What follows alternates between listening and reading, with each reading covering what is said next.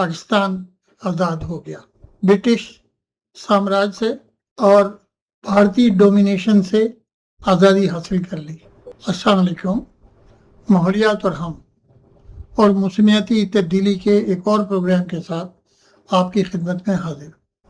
13 अगस्त 1947 11:59 उस वक्त जो रेडियो पाकिस्तान सर्विस मुल्क में मौजूद थी, अब जो कॉरपोरेशन है, वहाँ से एक आवाज़ आती है हमदानी साहब की कि अल्हम्दुलिल्लाह पाकिस्तान आज़ाद हो गया ब्रिटिश साम्राज्य से और भारतीय डोमिनेशन से आज़ादी हासिल कर ली। लेकिन उसके बाद कुछ महीनों में जो कुछ हुआ वो तारीख में रकम है। दुनिया की सबसे बड़ी हिजरत, मुसलमानों की आमद मगरबी पाकिस्तान और ईस्ट पाकिस्तान जो कि अब बांग्लादेश में है, इतनी बड़ी माइग्रेशन मॉडर्न हिस्ट्री में अभी तक कहीं नहीं हुई। उसके बाद हिंदू और सिख उन्होंने मगरबी पाकिस्तान को और ईस्ट पाकिस्तानी इलाकों को छोड़ना शुरू किया। वो माइग्रेशन मुसलमानों के इंडिया से पाकिस्तान में आने की तादाद से बहुत ही कम। ये मैंने एक स्लाइड में आपके लिए डाल दिया है, ये सब जगह मौजूद है, अवेलेबल है इंफॉर्मेशन। लेकिन जो बहुत ही दुख वाली बात है कि 2 लाख से 2 मिलियन के करीब ख़वातीन का इस्तेहसाल हुआ और इससे दोनों अतराफ नफरत बढ़ी। मैंने सिर्फ 2 तस्वीरें अपने वीलॉग के साथ अटैच की हैं। कायदे आज़म, ये फैसलाबाद में एक जगह उन्होंने विजिट किया था, वहाँ की है, और एक अल्लामा इकबाल।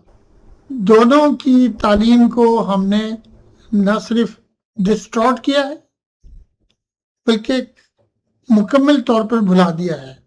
कायदे आज़म का कहना फेथ, डिसिप्लिन एंड यूनिटी, इसमें जो सबसे इम्पोर्टेंट बात है फेथ के अलावा यूनिटी एंड डिसिप्लिन, वो हमने बिल्कुल खो दिया। उसके बाद अल्लामा इकबाल का जो ड्रीम था कि मुस्लिम उम्मा कैसी होनी चाहिए, हमने इकबाल को पढ़ाना ही छोड़ दिया। तो हमारी जो यंग जनरेशन है वो दोनों की तर्ज ज़िंदगी और उनके जो टीचिंग है उससे वाकिफ़ ही नहीं है हमारी नई जनरेशन। तो हमें कोशिश करनी चाहिए कि हम इनको बताएं कि किन मुश्किलों से ये मुल्क हासिल किया गया और कितने नाअहली से हमने एक हिस्सा गंवा दिया। और उसके बाद अब जो हालात हैं उसमें महरूमी, तंगदस्ती और स्ट्रेस, ज़हनी तनाव इतना ज़्यादा है कि इसमें हमारे बच्चों की सेहत भी खराब हो रही है। लेकिन अगर हम उन्हें दोबारा एक अज़्म के साथ पाकिस्तान की खिदमत करने का मौका दें तो हमें इकबाल और फाउंडर ऑफ पाकिस्तान मोहम्मद अली जिन्ना साहब के उसूलों पर अमल करना पड़ेगा। अफसोसनाक हद तक अफसोसनाक बातें हैं, ये मैं आपसे एक दूसरे व्लॉग में शेयर करूँगा।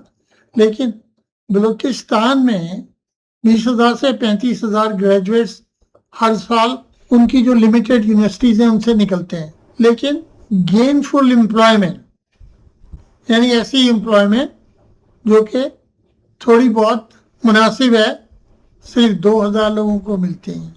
ये मैं नहीं कह रहा हूँ, ये स्टैटिस्टिक्स कहती है। और बेरोज़गारी और महरूमी का जो एहसास नौजवानों में वहाँ है और पूरे पाकिस्तान में है। पूरे पाकिस्तान में graduate unemployment is very high. तो इस मसले पे किसी वक्त हम और बात करेंगे। आज का प्रोग्राम हमें ये सबक सिखाता है कि हम उन लोगों की कुर्बानियों को ना भूलें जिन्होंने पाकिस्तान बनाया। आखिर में एक छोटा सा واقعہ نہیں حقیقت کہ جب لوگ آئے تو ایک کمرے کے مکان میں 20 30 فیملیز رہیں اور ان کو اسٹیبلش ہونے میں سال لگے. ان کو ایک چائے کا کپ اور ایک روٹی صرف میسر تھی پورے دن میں, اور پورے دن جو مرد حضرات ہیں وہ جا کے جاب ڈھونڈ رہے ہوتے تھے. تو ان قربانیوں کو ہمیں یاد رکھنا ہے اور بچوں کو صحیح تاریخ پڑھانی ہے, اور ان کو جو ایسی تاریخ جو کہ حقیقت نہیں ہے, بنائی ہوئی ہے, اس سے دور رکھنا ہے.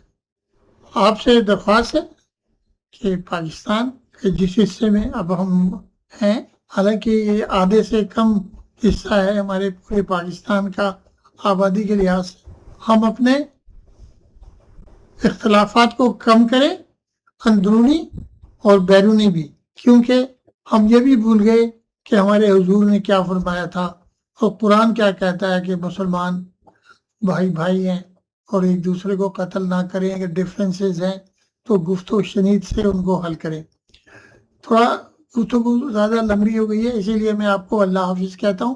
اپنا خیال رکھیے اور پاکستان کے لیے کام کریے, پاکستان کی خدمت کیجیے, اور جو ہمارے ڈسیشن میکر ہیں, حکمران ہیں, ان کا فرض بنتا ہے کہ وہ لوگوں کو ایٹ لیسٹ ایسا ماحول دیں کہ لوگ 2 وقت کی روٹی کھا سکیں, جو آج کل انتہائی مشکل کام ہے. آپ کو اللہ حافظ کہتے ہوئے میں دعا کرتا ہوں کہ پاکستان کے حالات تبدیل ہوں.